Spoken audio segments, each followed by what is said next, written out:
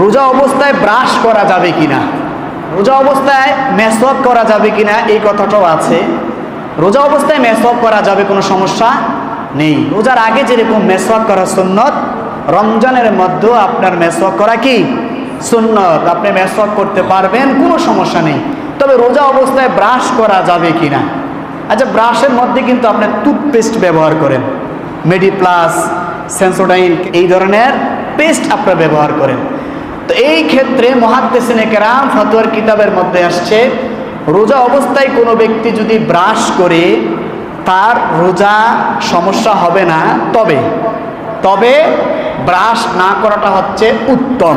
যদি কোনো ব্যক্তি করে ফেলেন রোজা সমস্যা হবে না, তবে বারবার বলছি সতর্কতার কারণে রমজান মাসে পেস্ট দিয়ে ব্রাশ করবেন না। কারণ যদিও আপনার এটা জায়েজ আছে, কিন্তু আপনি এটা করতেছেন অনেক সময় পেস্টের যেই গ্যাসটা আছে, এই গ্যাসটার কারণে কিন্তু বমি চলে আসে। গ্যাসটার কারণে আপনার এই যে ফেনাটা পেটের মধ্যে চলে যেতে পারে। এই জন্য উত্তম হচ্ছে এই রমজান মাসে পেস্ট দিয়ে ব্রাশ না করা।